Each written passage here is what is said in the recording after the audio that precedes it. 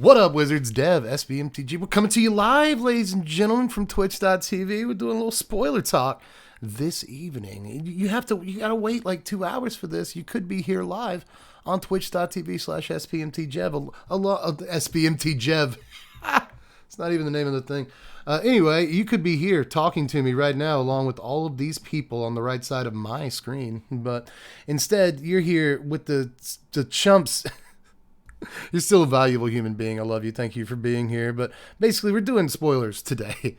And it's the next to last day of spoilers. I'm pretty sure tomorrow is like the big common dump that we usually have to sift through and pick out the diamonds and the poop and stuff. But we actually got one more day of pretty slick stuff. It's oil sets. Slick stuff. But yeah, there's some cards to look at today that we're going to go ahead and rumble through live with the fam on the Twitch. And if you're watching on YouTube, we love you. Hi, YouTube. Everybody in chat say hi, YouTube. But let's get you the first three here, which are, as usual, just draft stuff. But you got to start somewhere, right? You got to start small, dream big. So let's look at Branch, Blight, Stalker, Thrumming Bird, and Dune Mover to start things off here. Stalker is 2 mana. It's 1 and a green for a 3/1 Phyrexia Elf Scout with Toxic 2, and that's the entire Magic card. A lot of 2 mana 3/1s in the last, 8 sets. It's super common now. And the fact they just slapped Toxic 2 on this, really incentivizes you to block it. Thing is, if you block it, you're going to kill it. So it's probably fine. Let's move on to Thrumming Bird. A reprint. 2 mana. 1 and a blue for a 1/1 flying Phyrexian bird horror. This one looks more like a horror than the last thing that they told us was actually looks more like a bird than the last thing that they told us looked like a bird, right? But this thing has flying, and whenever it deals combat damage to a player, proliferate, in case you're not familiar with it. Great little dude in draft, right? Or limited of all kinds, right? But that's about where it goes. I mean, you could try to play it in your Super Friends deck or something like that if you wanted to, but I ain't seeing where you could probably just do better. You only have 60 slots in your deck, so you could probably just do better than Thrumming Bird, but I guess I'm glad that it's back to playing limited because it's a solid 2-drop there. But Dune Mover is next. This is almost a good card. This is so close to a good card. It's just 2 mana. For a 2/1 artifact creature, it's Phyrexian Golem, and it has Toxic 1. When Dune Mover enters the battlefield, you may search your library for a basic land card, reveal it, and then shuffle and put the card on top. If it put the card in your hand, it would be very good, I think. I think it would probably be okay if it did that, but it doesn't do that. But this is still fine for limited. These are all limited cards again, mostly. So, but I still think it's okay if you're playing 3 colors, or maybe you have a slight artifact theme. If you have a toxic theme, it doesn't punish you for playing a thing that gets you your lands, always gets you your 3rd land, your 4th land, whatever. So this is playable in that environment. But it really doesn't go beyond that. Now, if it just said put the card in your hand, it would actually be an incredibly good Magic card. So it's very close to being great, but replacing your next draw step is probably not really where you want to be. So we'll move on from Dune Mover. That's technically, I always say let's move on, but this time it's technically a pun. And by the way, thanks to the dude what gave me the tip in the comments section about numbering these snapshots in such a way that I can just go next. What a genius you are. Anyway, let's move on. Well, Fair Basilica is definitely smaller on the page than the other 2 cards. Don't look at it, but this is a cycle of lands that are all common. They're all spheres, and they all let you draw cards if you sacrifice them. Now, they enter the battlefield tap. They tap for a color of their respective color, and they all have 1 green tap sacrifice. Draw a card. And they come in each color, and I think that some of these are just going to be better than others most of the time. I think they almost all go in mono and possibly 2 color, but definitely monocolor commander decks. I think that they are pauper playable, which could matter in some slower decks too. And in standard, I kind of like them as well, depending on what you're playing. Some of the, in a mid-range deck, I don't know, again, if you go into 2 colors that you really want to play these cards. I'm not too sure about that, but in monocolor mid-range decks, they become very good. The problem is there's not a whole lot of those, right? Like Surgical Bay, there's no mono blue mid-range deck, but in a control deck, this is somewhat playable, but you already have the thing that comes into play tapped, makes blue and white mana, and you can pay 4 tap it, sack it, draw a card. So do you really want to play that? And these, I think that's the better card, right? As far as Hunter's Maze goes, there's no real mono green deck in standard that would want to play a mid-rangey card, miss playing a creature on curve. like this. So I'm not too sure. We'll come back to mono white though. Mono black and mono red. Now mono red, you could say there's a big red deck cooking up in standard, and I wouldn't say that you're wrong. If there is, this probably slots in. We just don't have real proof of that yet. Mono black is the biggest proof of concept we have so far for a card like this, and I'm pretty sure it goes in. The only problem is the mono black deck really does care about playing on curve. Sometimes it plays Evolved Sleeper, so it wants to play a 1-drop. If it doesn't want to play a 1-drop, if it cuts Evolved Sleeper or just doesn't play it, then maybe you play Draws Pits, right? But for the most part, you're playing 1-drop in some matchups, but you're definitely playing 2-drop creature, Tenacious Underdog, or something like that. Sometimes you're holding up 2 mana. I could see a situation, this is very meta, by the way, and I apologize, but I could see a situation where you have Cut Down in your hand. So you play Swamp turn 1, Draws Pits turn 2, and hold up the Cut Down the whole time. That's a possibility, right? But you also, if you're going to hold up 2 mana for the Infernal Grasp or go for the Throat, you don't want to have this on the first couple of turns of the game that can mess up your game plan. Turn 3, you want to play Graveyard Trespasser, Gix, Phyrexian Fleshgorger. Turn 4, Sheoldred, right? So turn 5, Invoke Despair. So you're on curve with that deck like the whole time, even though it's a mid-range deck. I don't know how much it wants this, but it does combo with Sheoldred. That seems pretty good, right? So I like this. I do like the black one, but I especially like the white one. The white one, that deck doesn't necessarily play on curve as much, right? Because it plays, it goes up to Wandering Emperor. It plays instant speed there on turn 4. But of course, this puts you a turn off of Wandering Emperor. So I guess, there's that if you play it. But you can play this on like turn 3 and hold up Fateful Absence. You can play this on turn 2 and still play Lay Down Arms. So those are similar lines to the kind of cut down and go for the throat lines in mono black, and I like that. But the mono white deck doesn't have quite as many 2- and 3-drop permanents that it absolutely must play outside of like Wedding Announcement. It doesn't need to play Spirited Companion or Ambitious Farmhand or anything like that on turn 2. It's not that big of a deal, is what I'm saying. And it doesn't have a ton of, again, not besides Wedding Announcement, it doesn't have a ton of 2-drop or 3-drop things that it has to play on curve. The same thing goes for like Reckoner Bankbuster, like it can play Bankbuster on 2 and then play this on 3 and hold up Removal or play Spirited Companion or whatever. It just doesn't feel like as big of a deal for the mono white deck as it does for any of these other monocolored decks to run this card. And it's a deck that's, kind of light on the card draw and needs it. So I didn't imagine spending so much time on these, but they're some of the more impactful cards of the day in multiple formats.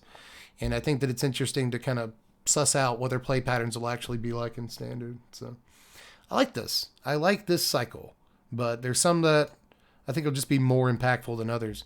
Day 1 is a matter of course. But we'll move on here to the next 3 cards in sort of the drafty section. 2 of these cards on the page I think are actually really cool though. Atmosphere Surgeon is 2 mana, 1 and a blue for a 2/1 Phyrexian Wizard. Whenever you cast a non-creature spell, you put an oil counter on Surgeon. Remove an oil counter from Surgeon, target creature gains flying until end of turn. You can only do this as a sorcery. A little boo on the sorcery speed, but like, why not? You're going to do it at instant speed? Why? Anyway, I just like a 2 mana 2/1 that gets an oil counter whenever you cast a non-creature spell. I think that there are ways that's abusable, even outside of the actual ability, just things that care about oil counters. Will care about the number of oil counters that go on this, and you get started relatively early in the game doing it too. I don't think that this is standard playable or anything. There's just, again, better ways to use them slots. What in it? But I do think that in Limited, this is a great little curve-filling 2-drop guy. Especially for oil counter decks that look to kind of be blue-red now. I thought they were going to be largely red and something else.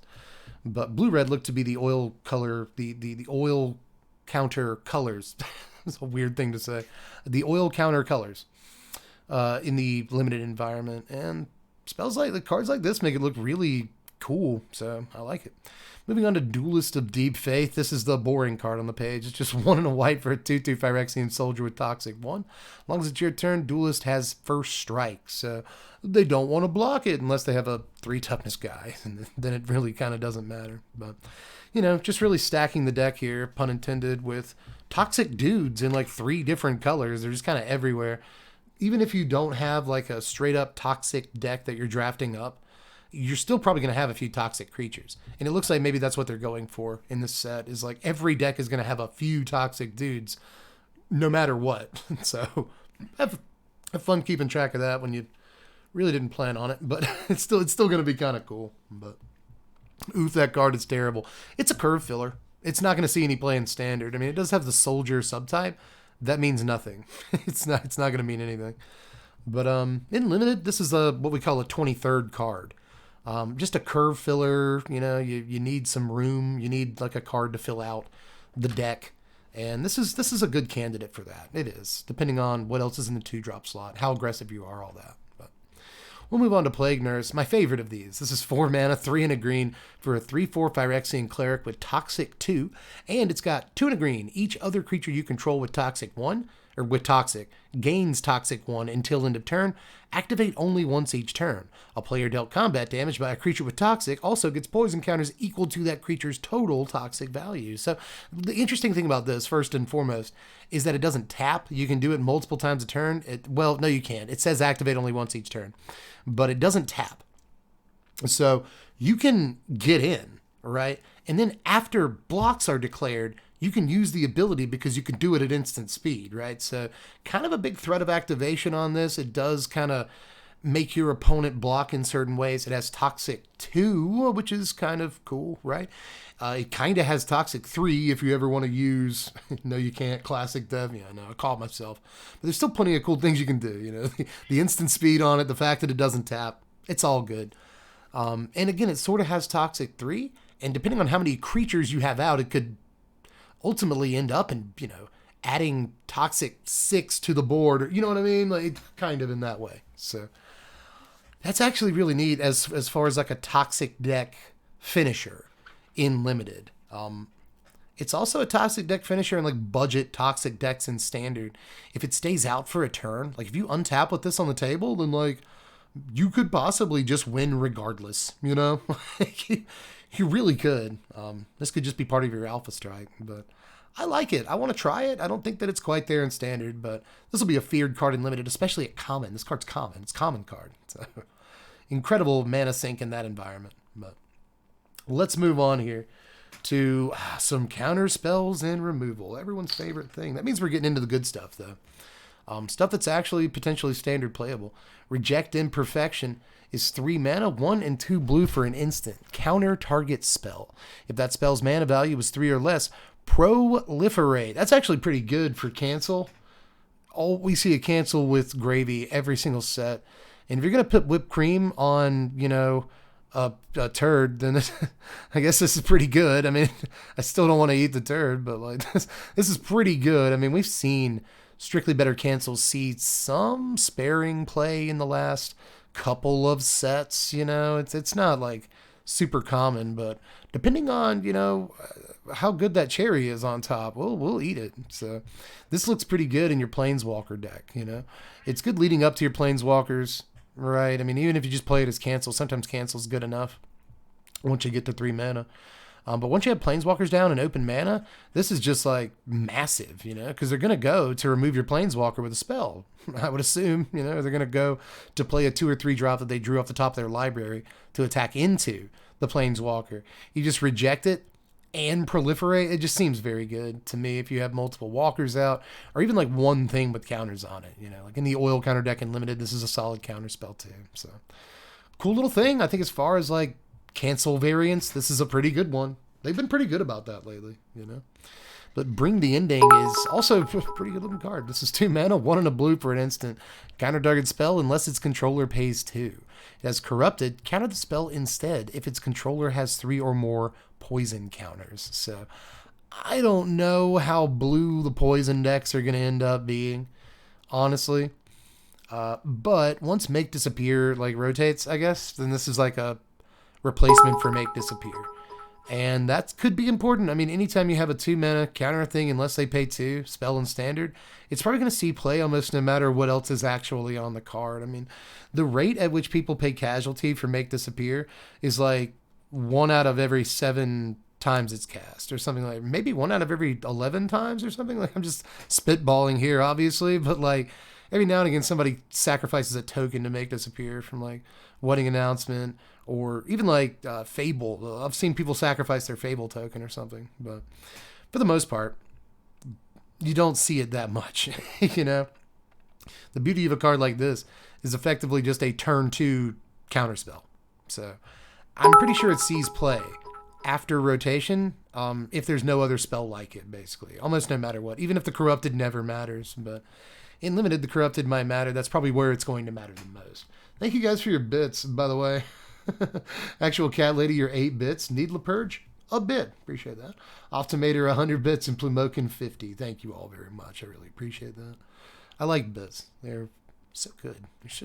They're good. They help me live. Let's move along to the removal portion of this equation. Here's Nahiri's Sacrifice, Rebel Salvo, and Drown in Ichor here. Sacrifice is 2 mana, 1 and a red for a sorcery. As an additional cost to cast this spell, sacrifice an artifact or creature with mana value X. Nahiri's Sacrifice deals X damage divided as you choose among any number of target creatures. I don't like this spell. I think that it's possible that it sees some limited play, but I don't like removal spells that like make me sack a dude. I mean, I guess you could sacrifice an artifact, you know, but you can't even sack a treasure or anything. It has to be like a real artifact. And that's just not great. It doesn't even dome. If it domed, then maybe we would be talking some interesting stuff here, but like, this is just kind of not great. It goes divided as you choose. So I guess the idea is you lose this spell out of your hand. You lose a real permanent too, not a token, a real permanent off the board. So you're down 2 cards. So you're supposed to kill at least 2 things of your opponents is the idea, I think. But I'm still pretty sure it's not great. There's ways, I'm sure, to game this in Limited, but I still kind of hate it. I don't like it. And it's sorcery speed too, by the way. Yeah, come on, man. An additional cost to cast too at sorcery speed. Just like, not a great removal spell. Nahiri always gets dogged, man. She does not get great cards. She did get a good Planeswalker in this set, though, so there is that. But, man, it should be a good card, too, because Nahiri's Sacrifice, come on, that's... Nahiri's last free breath became a defiant roar as she tore apart Sheoldred's Colosseum. Like, what a cool moment for this character. What a redemptive moment for this character. And, like, card sucks. Sorry. Sorry, it's another Nahiri's lithoforming. You gotta come down on board presence to do something. It's fine. But anyway, we'll move on to Rebel Salvo. This is 3 mana, 2 and a red for an instant. Affinity for equipment. Rebel Salvo deals 5 damage to target creature or planeswalker. That permanent loses indestructible till end of turn. Get that indestructible out of here. I like that little bit of the card just in case that ever matters. But what really matters is that this is an instant speed red way of killing Sheoldred. We already had those. Keep in mind, we already have at least one Rend in Flame, I think it's called. 3 mana instant speed, deal 5 damage to target Sheoldred in Standard. So once that card rotates, then maybe this, maybe this, and obviously the Equipment decks can play it for as little as 1 mana, at which rate it is very good. This is a good red removal spell. This is as good as Nahiri's Sacrifice is kind of bad. So, Salvo, this is the one you want to play. Even if you're playing it at its original rate, in Limited especially, it's a very good removal spell. It kills damn near everything for a great rate. Play this in Limited, every copy that you draft. But this is aggressively costed enough to potentially see some play in Standard if there is an Equipment stack, but there usually isn't one. Keep that in mind. But, you know, even just having Rabbit Battery on turn 1, let's play this on turn 2, and that's a line that could matter a little bit. I don't know how many 5 toughness creatures your opponents are playing on turn 2, but it could matter.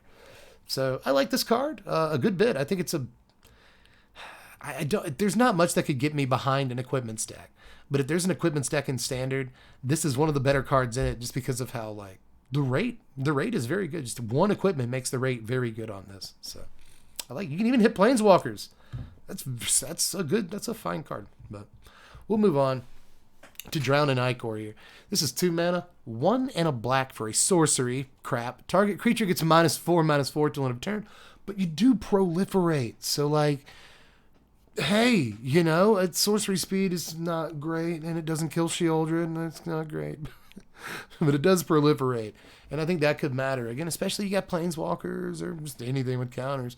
It'll put counters on your Bankbuster in your mono black deck, so that might matter. You know, I think Bankbuster is a card we're not talking about enough during these proliferate discussions and stuff. So that's an actual, really played card in Standard that's going to get counters from Pro. So I don't know if this is quite worth it, though, at the end of the day, to take a whole main deck slot. Maybe in best of 3, there's a home for this card as like a 1 or 2 of in boards. But Grasp of Darkness just isn't the card it used to be. And this isn't even Grasp of Darkness because it's not instant speed, which was a big part of Grasp of Darkness seeing play.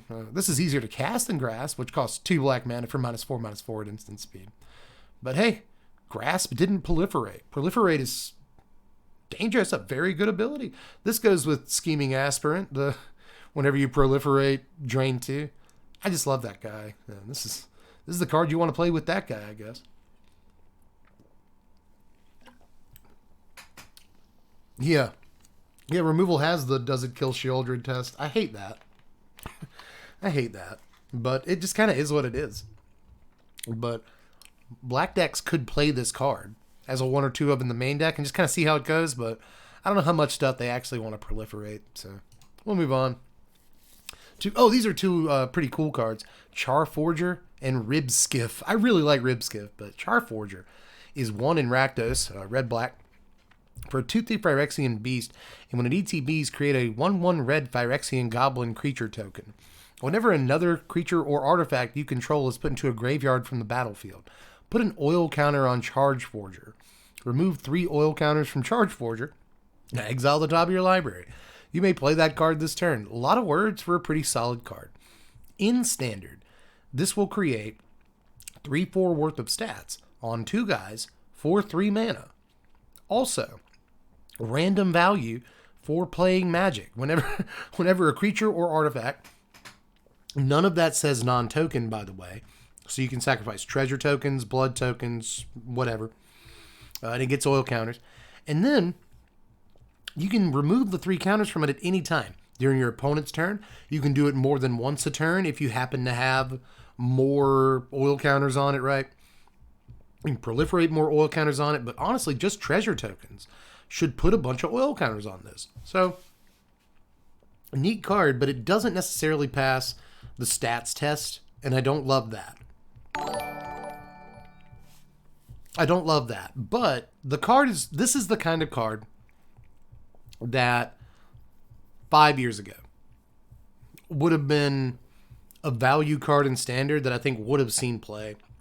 Nowadays, I'm not too sure about it, but it is really close. This is another one of those like budget cards that I still get excited about, that I think could go really, really well in just kind of a red-black mid-range deck that's just doing normal Rakdos kind of stuff, you know.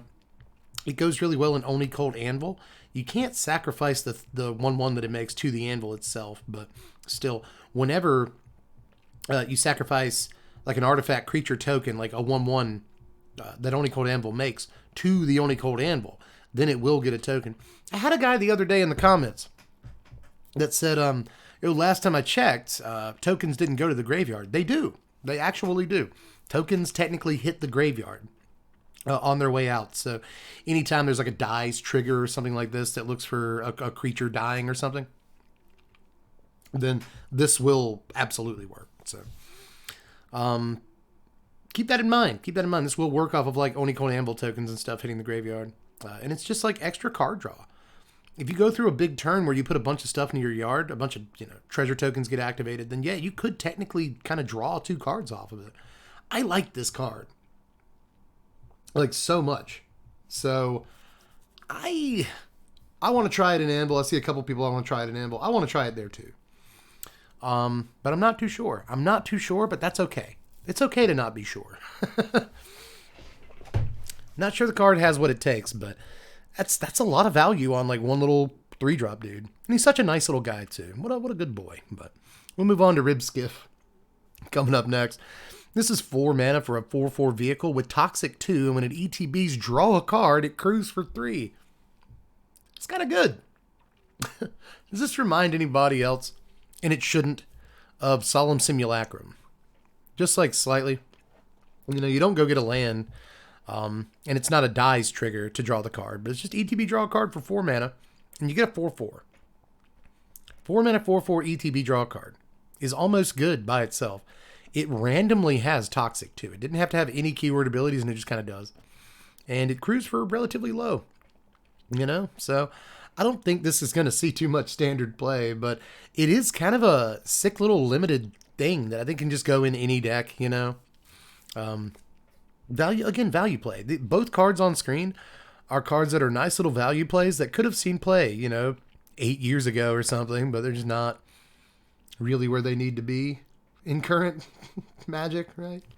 But yeah, Karen assimilated to his boat. Yeah, a little bit, basically. That's scary. But just noticed Chicken on the couch. Yeah, she's over here. She always wants to be in frame somewhere. She holds frame. But let's move on to 2 of my favorite uncommons of the day. Are these my 2 favorite uncommons? I think they are. This is Tyrannax Atrocity and Vat Emergence here. Tyrannax Atrocity? Read this. This card is common. This card is common. This is 5 mana, 3 and 2 green for a 4/4 Phyrexian dinosaur with haste and toxic 3. Oh my goodness. Oh my god. That's so good. I think this is almost Pauper playable. Like this is knocking on the door of Pauper playability. If there's like, there's a bunch of other like infect stuff and toxic stuff that's at the common level too. So like what's keeping this from being like the 5-drop, if there are any 5-drops in Pauper Infect? But it's Pauper Infect just already a deck that's like, it only plays 1 and 2 drops. It probably is that, right? I don't know about there, but still, it could. It's a common. It's going to be super easy to draft 1 or 2 of these.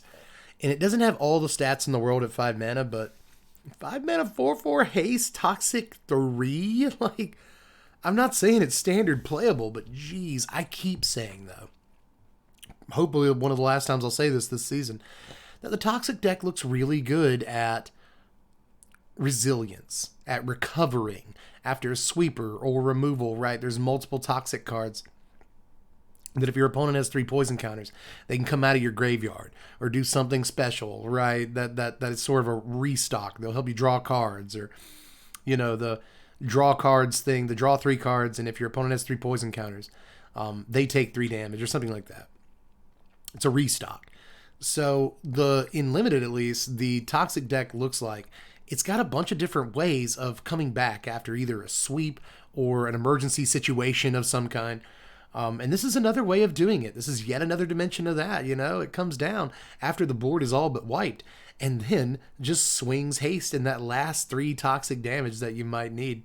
Or if they have, 4, it puts them on 7, and that's dangerous. They can't take another lick from it. So just, I like stuff like this, and I'm freaking out way too much about a common, but 5 mana 4/4 haste toxic 3 that could be worse, man. That could be so much worse. Seriously. If it cost 4, would it be broken? No. It's Ulvenwald Oddity stats for 1 more, and that's not really good, especially considering Ulvenwald Oddity does more. You can transform it and stuff. So it's not like super busted. It's just like, for the rarity and the rate, it's actually not a bad card. It really isn't. But we'll move on to Vat Emergence. This is 5 mana, 4 and a black for a sorcery. Put target creature card from a graveyard onto the battlefield under your control. Proliferate. Now, this could work really well with the number of reanimation targets that get counterspells, that get counters on them. Anyway, things like Sanctuary Warden. You'll reanimate Sanctuary Warden with this, and then it'll get like a 3rd shield counter, which is disgusting. You basically get to draw a card and get a guy for free at the cost of basically no counters at that point. And I like that little line, but there's other stuff, obviously, this card can do. But I emphasized a word there on purpose. This is a graveyard. This is any graveyard. You can take this from your opponent's graveyard. In Commander, you can take it from any graveyard, which is just really good. And nowadays, the average reanimation spell costs 5 mana anyway. So again, the gravy being proliferate here and a graveyard. Did not have to say a graveyard. It didn't have to say that. But the gravy here being proliferate is pretty thick. Pretty thick, honestly. So these are just, I wish I had more to say about these, but they're just like kind of much better cards on rate than a lot of the other cards that we've seen so far in this video, at least. So a couple of nice little cards. I don't know that you'll see VAT Emergence anywhere or anything, but it is cool. Cool quad. Cool quad. But now we're in the rares, ladies and gentlemen. And yeah, we're still doing, last time there was a great response to Initial D backgrounds, so we're still doing that if you haven't noticed yet. But let's move on to Rhea Ivor, Bane of Bladehold, 4 mana, 2 a white and a black, for a really cool looking 3/4 legendary Phyrexia Knight with Battle Cry. Whenever this creature attacks, each other attacking creature gets +1/+0 until end of turn. At the beginning of combat on your turn, the next time target creature would deal combat damage to one or more players this combat. Prevent that damage. If damage is prevented this way, create that many 1/1 colorless Phyrexian Might artifact creature tokens with Toxic, and 1 this creature can't block. So that's a lot of text to say that one of your guys isn't going to deal combat damage. So that's kind of weird. You even pick the dude before you attack. It's at the beginning of combat on your turn. Pick target creature that's not going to deal combat damage this turn, sort of. Which is so weird. Is your opponent then prioritized to block it? Because if they do block it, it then does combat damage normally, right? So there's that. But if they don't block it, then it doesn't deal damage to them, which is they're probably fine with. But then you get a bunch of 1/1s, unless it's not a bunch of 1/1s. You know, like if you pick Rhea Ivor as your target, then suddenly like you're definitely only going to get 3 1/1s. But that's enough, right? Getting 3 1/1s might be enough. The problem is then they can't block. I think the fact these guys can't block is going to matter so much, dude. I've tried to play with Ominous Roost. Card sucks, you know. So at least the Ominous Roost tokens have flying too. Battle Cry is cool. That does mean that if you swing with like all 1/1s and this, and you pick a 1/1, then it's at least going to make 2 guys if it gets through. So I guess that it could be worse, but altogether, man, it's not a very impressive looking Magic card to me. Not great stats for 4 mana. And the Battle Cry is neat. The reference to Battle Cry is neat, but eek, you know, sort of a little bit eek. You know, I'm not too sure about it. It's just to force a 4/4 to go through unblocked. Yeah, but then it doesn't deal the combat damage. And then you're tapped down. Like your 4/4's tapped down, and it really should be blocking, I guess. I don't know. I don't know. You guys know I love Orzhov Legends, and I also like Knights. And this thing looks amazing. This lady, I think it's a lady. It looks amazing. She appears to also be her horse. She's not riding her horse. I think she might be her horse. I don't really know. But either way, looks cool. This looks like a bulk rare though, if I had to guess. But watch me be like super, super wrong. Right? But let's move on to All Will Be One. He said the thing. The set's namesake is like the second rare we'll look at today. It's actually Mythic. It's 5 mana, 3 and 2 red for an enchantment. Whenever you put 1 or more counters on a permanent or player, All Will Be One deals that much damage to target opponent, creature an opponent controls, or planeswalker an opponent controls. It doesn't say any target, note. It's only stuff that an opponent controls. You can't be comboing off too much there, cowboy, slick. You can't be doing that. Slim, so slow down. It's only hit your opponents, but that should be fine, right? That should be totally fine. Obviously, if you have planeswalkers out and you plus them, right, then this does damage to stuff. Pretty good. Yeah, it's it does say whenever you put 1 or more counters, but it also says it deals that much damage. So, you know, like if you plus 2 a planeswalker, you'll shock something. You won't just deal a damage. So that's you know, whatever. If you put if you invoke ooh, there it is. If you invoke Justice and put 4+1/+1 counters on a thing or on creatures, then suddenly, you know, you can deal 4 to stuff. So that's actually really good. Invoke oh my god. Wow. Okay, so does this actually work? You invoke Justice this onto the table, right? This is in your graveyard. You cast Invoke Justice on it. And then when you put the counters on creatures, you deal damage to a thing. Does that work? That works. So that makes this card better than I thought, just because Invoke Justice exists. Just because that card exists. So that's good. But yeah, Planeswalkers, Sanctuary Warden, anything that puts multiple counters on something. That's not called Invoke Justice, but now I'm obsessed with that. I just want to do that. But now I want to know specifically how it works with Read Ahead. We'll find out. Either way, I think the card's a bit of a gimmick. It's not going to do much the turn you play it, but, you know, you play a 4-mana Planeswalker, then you play this, and it should have some effect on the table the turn you play it. Whether it can actually shoot down a guy remains to be seen, but it could work. I don't know. The more we think about it, the more intrigued I am. If you go 3-mana Planeswalker, I mean, this is super friends. You go 3-mana Walker, 4-mana Walker, this. Shoot some stuff down. Right? Could work. Could. But let's move on to Soulless Jailer. This is 2 mana for an artifact creature. It's a Phyrexian Golem, and it's a 0/4. Permanent cards in graveyards can't enter the battlefield. Players can't cast non-creature spells from graveyards or exile. Ridiculous. So it's Weathered Runestone. It's just Weathered Runestone. With the permanence. It's not just like creatures or anything. Permanent cards in graveyards can't enter the battlefield. It seems good to me, man. Just a best of 3 sideboard all-star right here. And I would imagine some absolute lunatics are going to be playing it in best of 1 from time to time, depending on what the format looks like, you know. But this, every now and again, we see a card like this, and it's always cool to see it. Probably not the best version of this that we've ever seen, but it's up there. Is it like Grafdigger's Cage? Actually, you could say it's better than Grafdigger's Cage.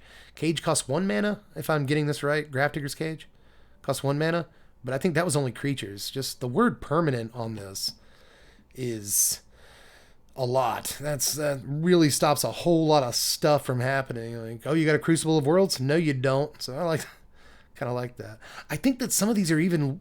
Actually, is Weathered Runestone like non-land permanent cards? Am I right about Weathered Runestone? Scryfall? Hit me up. Card name. Weathered Runestone. Sharon Runestone. Non-land permanent card. So this is even on that. This is more like oppressive, I guess, if that's the word you want to use. It's the word that's... This stops more things even than Weathered Runestone. Runestone is non-land permanence. This is just permanence. That's a choking hazard. Like that's pretty serious, dude. Jailer is all right, dude. So, yeah, Runestone shuts down libraries too. That's true, but still, permanent cards. That's a new dimension. You don't usually get out of these. You really don't. Good card. Wish I had more to say about it, but just one of those like, oh, Pithing Needle, good card. So let's move on. It's an Unctus Grand Metatect. It's kind of it's hard to say, but he looks like a member of the Foot Clan from Teenage Mutant Ninja Turtles. He's 3 mana. Or she? I don't know. 3 mana, 1 and 2 blue for a 2/4 legendary artifact creature. Phyrexian Vidalcan. Other blue creatures you control have, whenever this creature becomes tapped, draw a card, then discard a card. Other artifact creatures you control get +1/+1. Phyrexian mana, till end of turn. Target creature you control becomes a blue artifact in addition to its other colors and types. Activate only as a sorcery. Why only as a sorcery then? That actually does kind of mess with the card a little bit. It has to be sorcery speed, but you can do it for free, which is kind of cool. It's a little bit cool.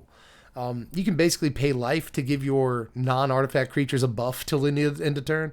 And obviously just the second line of text, Anthem effect for other artifact dudes. is kind of awesome. 3 mana for a 2/4 isn't the worst stat line in the world. The first line of text is great, like very, very good. And that's not even that restrictive. It can be blue creatures. It can be blue artifact creatures. It sucks that both of his abilities have other on them. That's a little bit lame, but all in all, I like it mostly as a commander. I think that's probably where it's supposed to be seen more than anything else, but I don't know. If you have just the right deck to build in standard, he doesn't seem too terrible. I've already been playing the blue-white Urza deck, the one that gives all your artifact creatures +2/+2, and this might be a nice little dude to have on turn 3 to give your Patchwork Automaton a +1/+1 counter and also +1/+1. So I don't know, it's kind of cool. You could also, this is an interesting one, you could turn your Urza into an artifact creature to where it gets +1/+1. And as a matter of fact, I think Urza just says artifact creatures you control, so it would give himself the bonus if he was an artifact creature. So that would actually be pretty cool. You'd swing for like 5 or something with your Urza. So I don't know. This seems like a cool little card to me, man. And again, obviously his first ability could be very, very good. It's not even for combat damage. It's not even combat. Just whenever it becomes tapped, that's so cool. So I don't know. I like this guy a lot. I'm gushing about him. I think he might be at just exactly the right stat line to see play in standard. Mostly because he's a 3-mana dude that doesn't die to cut down. And okay, yeah, nice. Please play more creatures in blue card. Yeah, seriously. I think if there's a place he goes, it's the blue-white artifacts deck. And I'm telling you guys, I've been on my soapbox for that deck all season. It's a fine deck, man.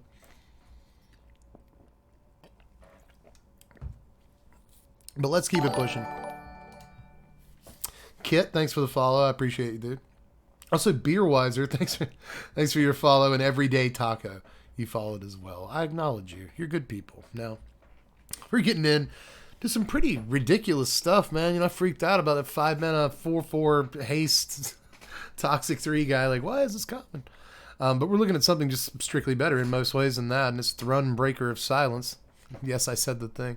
This is 5 mana, 3 and 2 green for a 5/5 legendary troll shaman that cannot be countered and has trample.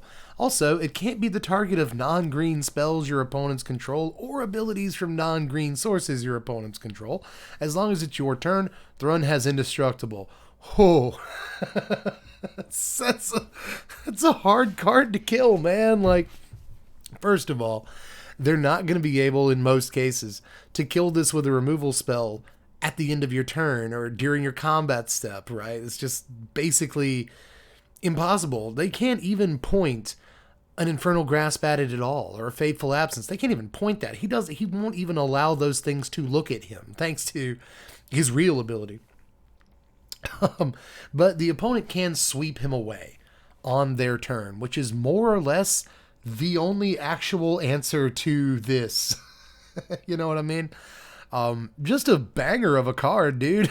It's so good. A 5/5 trample with pseudo hexproof, kind of hexproof, which is nice, and sort of indestructible. Just what an unbelievable dude! Like, he can swing in with trample, never worrying about the consequences. He swings directly into Shieldred. Shieldred might have Death Touch, but if she blocks him, she's done, and he's not, because he's indestructible. So that's great. They can never counter him. I love stuff like this, man. I love stuff like this. He's the big green guy that can't be countered and has trample, so control mages hate him. But he's also the troll. Like, they used to make trolls like this every few sets. This is what trolls did. They're hard to kill, or they have hexproof, or something like that. And this is just like the perfect marriage of all the things, Low cost in a way, it's obviously 5 mana, but it doesn't cost like 7 mana. And for your 5 mana, you get an awful lot. You get 5/5 in stats, a really relevant keyword ability, uncounter ability, pseudo hexproof, pseudo indestructible. Very difficult to kill this guy, especially without spending mana on your turn, so it's going to give control decks a headache. This is just a really good dude, man. It's one of the best creatures of the day, and in some ways of the set. In best of 3, this guy's sideboardable, and depending on the meta, it's definitely a card for best of 1. Yeah, I think that this could just make it so that, like, mono blue just isn't a deck. Like, possibly. I know that green is not a super played color in Standard right now. So there is that hurdle to get over, that mountain to climb. But still, I think just the fact that you almost entirely remove a deck from the meta with your presence is something worth looking at. So I like this guy an awful lot. The only hope the mono blue deck really has is having landed Haughty Jin early and making it big enough to win the race. But that is basically the only way they're going to do it. So, love it. Love this thing. But we'll move on to Drivnod. This is not the last card of the day. No, it's not. But this is probably my favorite card of the day. Right here. This is Drivnod Carnage Dominus. This is 5 mana, 3 and 2 black for an 8/3 legendary Phyrexian horror. If a creature dying causes a triggered ability of a permanent you control to trigger, that ability triggers an additional time. I could make a joke here about, it triggered. I'm not going to do it, but there's also 2 Phyrexian black mana and exile 3 creature cards from your graveyard to put an indestructible counter on Drivnod Carnage Dominus. So the Black Dominus has Yargle Fit, 8/3, kind of an amazing stat line. It does die to Lightning Strike, but not that many people actually play Lightning Strike. I guess people play a Braid, so that matters, But exiling 3 creature cards from your graveyard. First of all, let me say the negative thing, and then we'll get to the really fun thing about the card. You knew this would be my favorite card of the day if you've already read it. But it is actually harder than you would think to have 3 creature cards in your graveyard, I've been playing with Graveyard Trespasser all season and Unlicensed Hearse and a couple of other things and stuff, and sometimes it's just hard to actually find creatures, specifically creatures, in the graveyard. I've tried Lion Sash and stuff, and it's not a guarantee that you'll have especially 3 in your graveyard. Trespasser lets you find them in their graveyard. So this requires that you play a fair amount of creatures. It requires that you play an Aristocrats deck, usually, that, again, has 28 creatures or something like that in it, in Standard. Commander, far more, usually. But, 26 to 30 creature deck in Standard. And a lot of them low on the curve, too, so they'll be in the graveyard by the time you play this. You'd really like to be able to activate this thing's indestructible ability the turn you play it. One thing I do like about the indestructible ability is that it can be free, and a lot of the other ones, they can't. You have to pay at least 1 mana for them, which means that it kind of backs them up a spot on the curve. You know what I mean? Do I want to wait a turn? Because I have an extra Plains in my hand. Do I want to wait an extra turn and play the White Dominus when I have the extra mana that I need to activate that indestructible? That can mean life or death, But this, you can slap it down and immediately indestructible if you can meet the condition, but meeting the condition is the problem on this. So, got to play a bunch of creatures in your deck. You have to have a bunch of ways for them to die. And they have to have already died. Here's the problem. You have to have a bunch of dudes that have already died when this comes into play in order to use its indestructible ability. However, you want a bunch of dice triggers to happen after it enters play. Because of this amazing first line of text, which is incredible. This I immediately fell in love with this card as soon as I read it, because you knew that I would. I mean, it doubles your Blood Artist, it doubles all your dice triggers. Yes, absolutely, man. I can't wait to mess around with this. I think it goes in the 99 of a lot of Commander decks, or just is the commander of mono black decks. But you want to play 2 and 3 colors, or Elisal Core, 2 colors. And this goes directly into the 99 of decks like that. But I think it's possible that this is Standard playable. If there is a sort of Aristocrats pile that's worth playing in any way, this is definitely our 5-drop. We probably won't play more than 2 copies of it, but this is our 5-drop. I wish it was better at attacking. I know it's got 8 power, but it doesn't have flying or menace or any of the other things it should have. You know what I mean? So if you swing with it, you better be able to activate that indestructibility, is all I'm saying. But there's going to be a lot of times where, even though it's 8 power, you don't want to swing with it because you really want to keep abusing that first line of text. I know I will. So we're going to try it. I think it's a little bit fragile. It's a little bit hard to set up in Standard, but free indestructibility and double Blood Artist triggers, I'm going to love that card. So And there's probably some fun little anagrams you can make out of this name, Drivnod. How did you come up with Drivnod? But it's a good card. Why is it 8/3? I have no idea. Because memes, probably. You know what I mean? Man, it's pretty good. It's pretty good looking to me. But we'll move on to the final card of the day, everybody. It's Mirax. It just had to be. I apologize, but it had to be our last card of the day. Mirax is a sphere that taps for colorless. Or it taps for a mana of any color, but you can do that only if it entered the battlefield this turn. You can also pay 3 and tap it to make a 1/1 colorless Phyrexian Might artifact creature token, toxic 1, can't block. You know how it is by now. This is just a great land. This is the, Blink Moth, Ink Moth, whatever Nexus, the next in a long line of those. It makes the infect creature of the set. It's that thing. And also, let me say that Gemstone Mine with only 1 counter on it that must be used the turn you play it, all that, that's actually not bad either. That's really not terrible. It sucks that it taps for colorless every turn after that, obviously, but I think you'd be surprised, especially in older formats, Legacy and whatnot, how good a land like this could potentially be. I mean, it's basically, what was it called? Ether Hub from Kaladesh. It comes into play with 1 energy counter. You remove an energy counter from it to create a mana of any color. It also taps for colorless. And it's not like people are scrambling to play Ether Hub in Legacy or anything. So it's not that. But Ether Hub also doesn't tap to create dudes. So all I'm saying is that I think especially in Standard, right, you'd be surprised the number of times where the ability to tap for any color of mana is going to be something that dictates how you sequence when you play your lands. And it's going to be really good with the turn you do play your Mirax.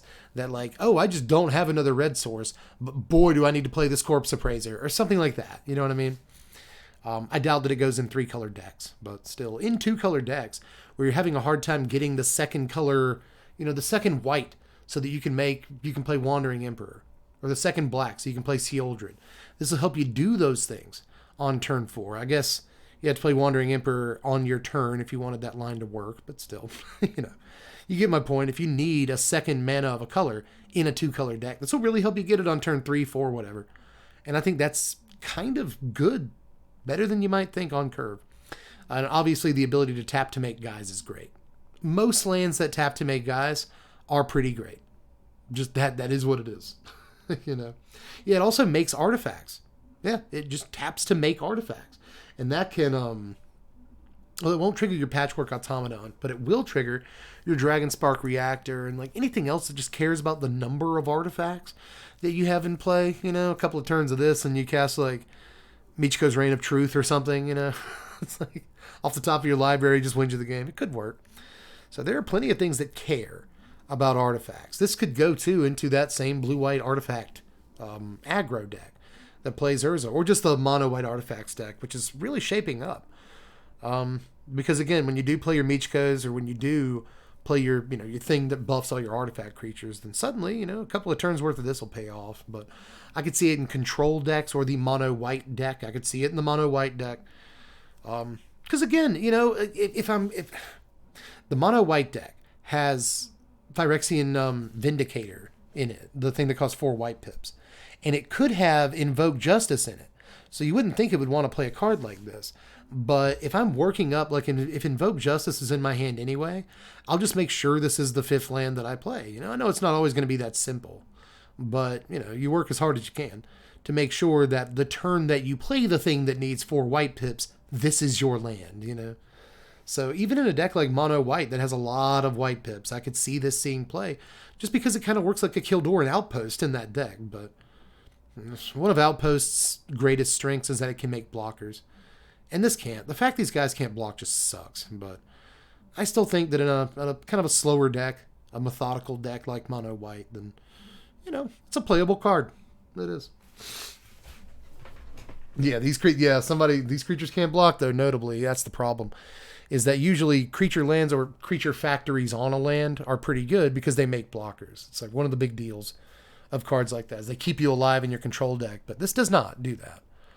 This does not do that. So keep that in mind. You don't have to be aggressive. It's kind of, you know, it costs 3 mana, it costs effectively 4 of your lands to get a 1/1. So you probably don't play it too much in aggressive decks, but I wouldn't be surprised, right, if Soldiers played 1 copy of this, just a single copy of this, to, you know, have a Kildoran Outpost of sorts, you know. They can already play Mishra's Foundry, I think it's called, but I wouldn't be surprised to see a copy of this in some aggressive decks, because, you know, why not? Doesn't come into play tapped. Mono Red played Crystal Grotto for a while there. You guys remember that? Mono Red was playing Crystal Grotto. It just taps for colorless. I believe it enters the battlefield tapped. And when it enters the battlefield, you scry 1. And they were playing that card for a minute. And this stuff like this just looks infinitely better. So, cool. Cool dude, you know. But, like this. I like a lot of the cards from today, actually. Like, Mirax, I think, could actually see play in multiple formats. Drivnod, I don't know if this sees play outside of Commander, but we're going to try it. Thrun, this sees at least sideboard play in Standard, but I'm going to play it in my main decks. You know, let's try, see if Stompy can work. Unctus, this, again, blue-white artifacts. I think it's a really cool card for that deck, and is a great commander, too. Soulless Jailer, incredible utility in terms of, you know, coming out of the sideboard. All will be one. This is our janky brew around card of the day. We're going to do weird stuff with.